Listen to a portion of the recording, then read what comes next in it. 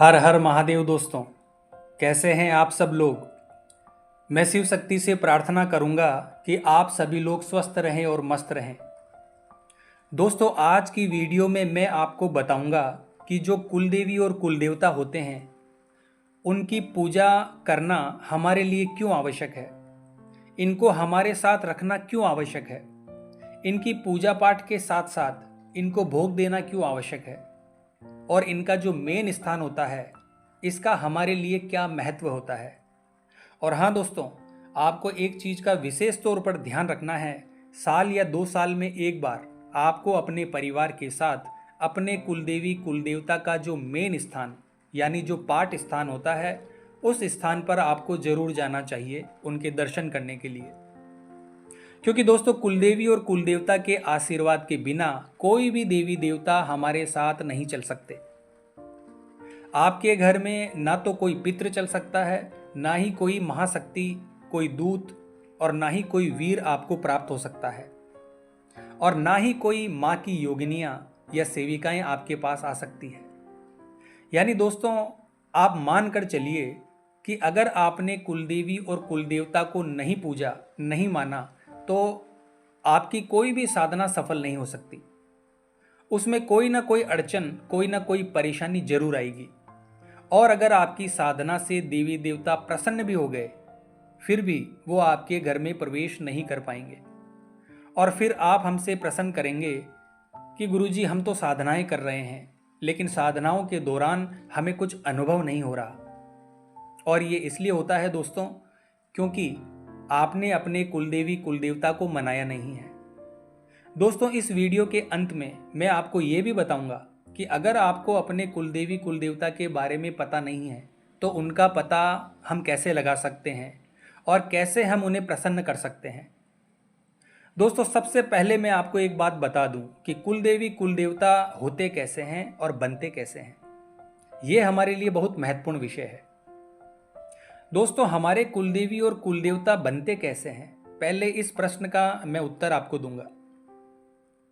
मान लीजिए दोस्तों, आज आपके घर परिवार में किसी को बच्चा ना होने की समस्या है। अब आप किसी मंदिर में गए, आपने माथा टेका। माथा टेकने के साथ ही आपने मन्नत मांगी और उस देवता की वजह से आपकी मन्नत जो है वो पूरी हो गई। मान लो आप भैरव बाबा के मंदिर गए और भैरव बाबा ने आपकी मन्नत पूरी कर दी, यानी आपकी किस्मत में संतान का सुख आ गया। अब क्या होगा दोस्तों, आपके हृदय के अंदर उस देवता के प्रति जो भाव है वो बहुत अधिक बढ़ जाएगा। आप जब उस मंदिर में एक बार गए तो आपको संतान की प्राप्ति हो गई।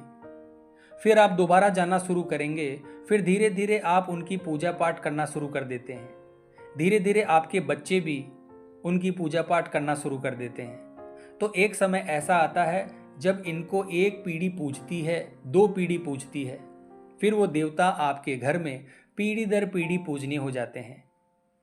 और ऐसा नहीं है दोस्तों कि वो अपने आप को जबरदस्ती पूजाते हैं, बल्कि उन्होंने आपकी झोली में जो अंश डाला है वो उसी की मेहरबानी है। इसके अलावा वो आपके काम धंधे को भी आगे बढ़ाते हैं। वो आपके घर में आ रही परेशानियों और रुकावटों को भी खत्म कर देते हैं। इन सभी कार्य से जो आपका भाव है, जो आपका उनके प्रति प्रेम है, वो बहुत अधिक बढ़ जाता है और आप और ज़्यादा उनको मानने लगते हैं। तो इस प्रकार से वो 2-3 पीढ़ी बाद वो आपके घर के कुलदेवी या कुलदेवता कहलाने लगते हैं। फिर आपके बच्चे भी उनको पूजना शुरू कर देते हैं, क्योंकि आपके घर में जो संतान सुख आपको मिला है वो उन्हीं की कृपा से मिला है। जो आपका वंश आगे बढ़ा है वो उन्हीं की कृपा से बढ़ा है। तो उनका मानना आपके लिए अति आवश्यक हो जाता है। तो इस तरह से दोस्तों हमारे कुलदेवी और कुलदेवता बनते हैं। अब बात करते हैं दोस्तों, कुलदेवी और कुलदेवता हमारी रक्षा कैसे करते हैं। दोस्तों, जब कुलदेवी और कुलदेवता को आपने पूजना शुरू किया तो सबसे पहले वो आपके लिए अनजान ही थे, पर जब आपने उनसे मन्नत मांगी फिर वो पूरी हुई। फिर धीरे धीरे आपने उनके स्थान पर आना जाना शुरू किया। फिर आप उनको अपने घर में पूजने लगे और उनका आगमन आपके घर में हुआ। फिर धीरे धीरे आपका मेल मिलाप उनके साथ इतना बढ़ जाता है कि वो आपके हर कार्य में आपका साथ देने लगते हैं। आपके घर की सुरक्षा वो करने लगते हैं। आपके घर में बरकत होने लगती है। आपके घर में जो बीमारियां और एक्सीडेंट वगैरह हो रहे थे, इन सब चीज़ों में वो आपका साथ देते हैं। तो इस तरह से कुलदेवी कुलदेवता का एक अहम रोल आपके जीवन में बन जाता है। और दोस्तों, मैं आपको बता दूं कि जो व्यक्ति अपने माँ बाप को छोड़कर किसी दूसरे को पूजता है वो सदा दुखी रहता है। उसको उसके जीवन में सदा दुख मिलता है। इसीलिए जो आपके घर के देवता हैं, जो आपके पितृ देवता हैं, आपके कुलदेवी, आपके कुलदेवता हैं, वो सर्वोपरि होते हैं। अब बात करते हैं दोस्तों, आपके घर में परेशानियां क्यों आती है। पहली बात मैं आपको बता दूं दोस्तों, अगर कुलदेवी और कुलदेवता आपके स्ट्रांग है तो किसी भी प्रकार की परेशानी, चाहे वो नकारात्मक शक्तियों से संबंधित हो या किसी और चीज़ से, वो आपके घर में प्रवेश नहीं कर सकती। बस इसके लिए आपको अपने जो घर के देवी देवता होते हैं, कुल के देवी देवता होते हैं, उनको जागृत करने की ज़रूरत होती है। आपको उनकी प्रतिदिन पूजा पाठ करनी पड़ेगी। उनकी तिथि पर उनको भोग लगाना पड़ेगा। समय समय पर आपको उनके स्थान पर जाना पड़ेगा, तब जाकर उनकी पावर बढ़ेगी। दोस्तों, उनकी कृपा तब जाकर आपको पूर्ण रूप से प्राप्त होगी। अब बात करते हैं दोस्तों, कुलदेवी और कुलदेवता का पता कैसे लगाया जाए। दोस्तों, हमारे कई मित्र हैं जो हमसे पूछते हैं कि गुरुजी, हमें हमारे कुलदेवी कुलदेवता का पता ही नहीं है। और ये गलती होती है दोस्तों हमारे बड़े बुजुर्गों से। उनके द्वारा हमें इसकी जानकारी नहीं दी जाती, जिसके कारण उनको कई परेशानियों का सामना करना पड़ता है। क्योंकि जब हम अपने कुलदेवी कुलदेवता के स्थान पर जाना छोड़ देते हैं तो उसी समय हमारे घर के जो कुलदेवी कुलदेवता होते हैं, उनकी कृपा हमारे ऊपर से हट जाती है और वो हमारी परीक्षा लेना शुरू कर देते हैं। तो बात करते हैं दोस्तों कि हम अपनी कुलदेवी कुलदेवता के बारे में कैसे पता लगाएं। दोस्तों, अगर आपको अपने घर की कुलदेवी कुलदेवता के बारे में पता नहीं है तो मैं आपको कुलदेवी और कुलदेवता का मंत्र बता रहा हूं। इस मंत्र से उनके आपको ज्योत जलानी शुरू करनी है। मंत्र है दोस्तों, ओम मम कुलदेवीभ्यो नमः। ओम मम कुलदेवीभ्यो नमः। मंत्र को ध्यान से सुनना दोस्तों। ओम मम कुलदेवीभ्यो नमः।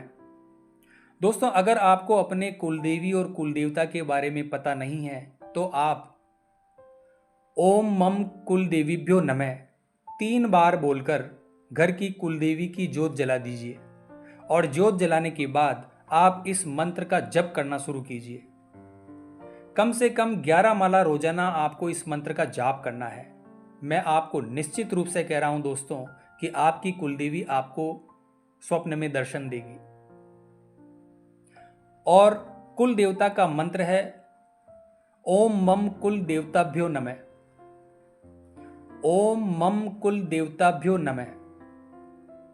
दोस्तों, कुल देवता के लिए भी आपको इसी प्रकार की प्रक्रिया को अपनाना है। और पितृ देवता का मंत्र है ओम मम सर्व पितृ देवोभ्यो नमः। ओम मम सर्व पितृ देवताभ्यो नमः।